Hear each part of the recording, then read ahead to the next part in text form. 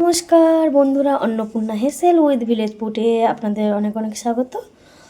আজ আমি গোবিন্দভোগ চাল নিয়ে চলে এসেছি।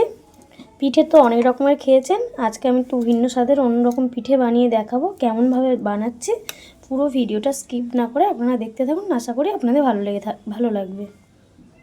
চালটা আমি সকালে ভিজিয়ে রেখেছিলাম, ভিজেই গেছে।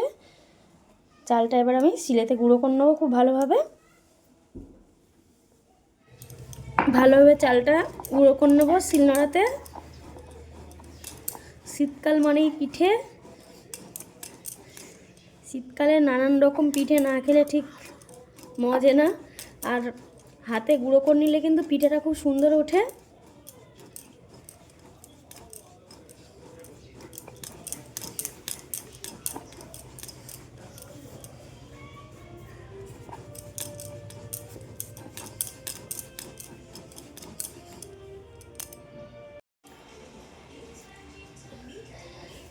চালটা টুকুনি দিয়ে ভালোভাবে টুকে নেব সুন্দরভাবে,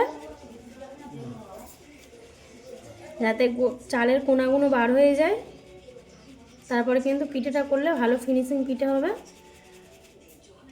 কতটা কোনা বার হয়েছে এটা আরেকবারও ফের গুঁড়ো করতে হবে শিলেতে।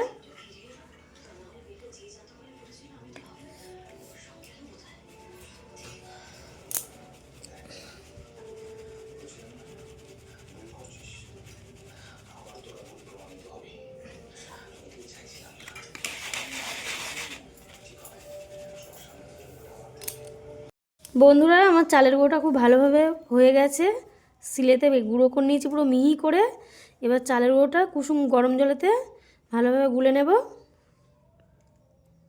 পিঠেটা করার জন্য নারকেল কুড়িয়ে রেখেছিলাম হাফমালা, নারকেলটা দিয়ে দেবো কড়াতে। আর খেজুরের গুড় দিয়ে নারকেলটা ভালোভাবে ছাই মেরে নেব।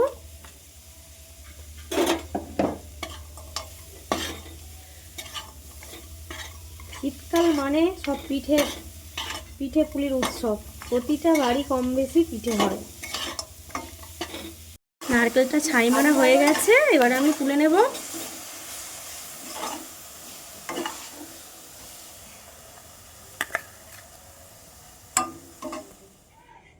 সামান্য অল্প পরিমাণে নুন দিয়ে নেব। জলটা গরম করে রেখেছিলাম আগে থেকে, উষ্ণ জল গরম, অল্প অল্প করে দেবো আর মাখাবো।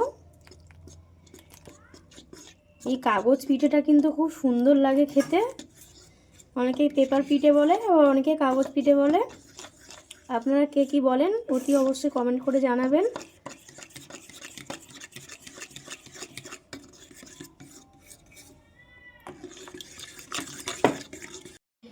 ঠিক এই পর্যায়ে রেখে দেবো, খুব বেশি ঘনও না খুব বেশি পাতলাও না।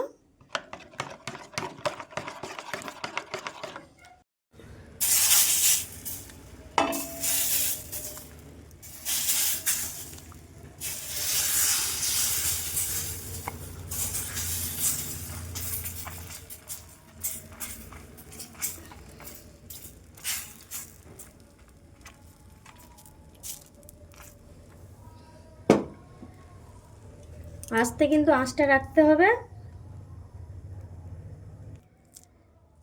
নারকেলটা দিয়ে দেবো। বন্ধুরা দেখুন কত সুন্দর ছেড়ে দিয়েছে পিঠেটা চারদিক থেকে, কাগজের মতন পুরো।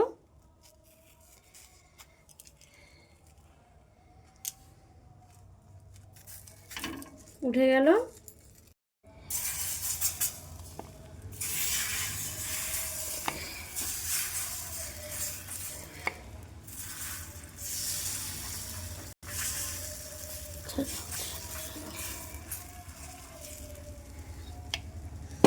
কাগজের মতনই হবে পুরো পিঠেটা, খুব সুন্দর আস্তে আস্তে হবে।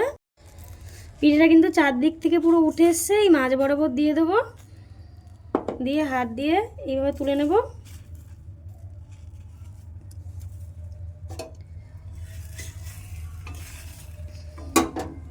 পিঠেগুলো আমার হয়ে গেছে, কাগজ পিঠেগুলো। দেখতে কিন্তু পাটিসাপটার মতন, কিন্তু এটা কিন্তু পাটিসাপটা না, কাগজ পিঠে। কত সুন্দর পাতলা দেখুন, পুরো কাগজের মতন।